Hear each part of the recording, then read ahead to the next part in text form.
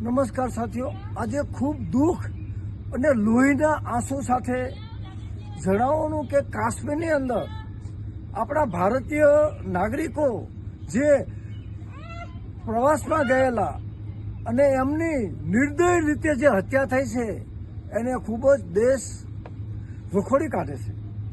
આજે સમગ્ર વિશ્વ એની નિંદા કરે છે.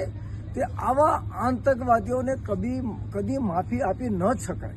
સાથે સાથે હું નરેન્દ્રભાઈ મોદીને અને ગુજરાતના ભૂપેન્દ્રભાઈ પટેલને આજે લેખિતમાં ખાસ રજૂઆત કરી છે કે આ ભોગ બનેલા ના પત્નીઓ, એના માતાઓ, એના બાળકાઓ અને એના પિતાશ્રીઓ આજીવન માન સન્માનપૂર્વક જીવન જીવી શકે એવી અમને આર્થિક મદદ કરવામાં આવે. એમના બાળકોને ઉચ્ચ શિક્ષણ સુધી શિક્ષણ મળે, તેમજ એમને જ્યારે ઉંમર લાયક થાય ત્યારે એમને સરકારી કાયમી નોકરી આપવામાં આવે અને તમામ પરિવારો આજીવન મધ્યમ વર્ગથી ઉપરનો વર્ગ જે જીવન જીવી શકે છે એવી વ્યવસ્થા કેન્દ્ર સરકાર અને રાજ્ય સરકાર કરી આપે એ અમારી વિનંતી છે.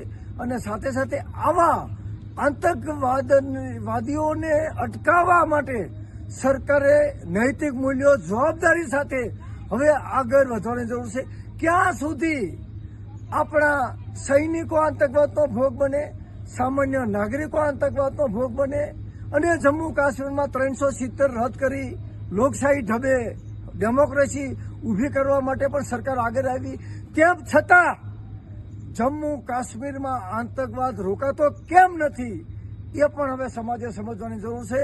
તો કાયમી આતંકવાદને મૂળમાંથી ઉખેડી નાખવી અને આતંકવાદના ભોગ બનેલા પરિવારો આન બાન અને શાન સાથે જીવન જીવી શકે એવી વ્યવસ્થા સરકાર દ્વારા કરવામાં આવે એ અમે વિનંતી કરવી છીએ. જય હિન્દ, જય ભારત.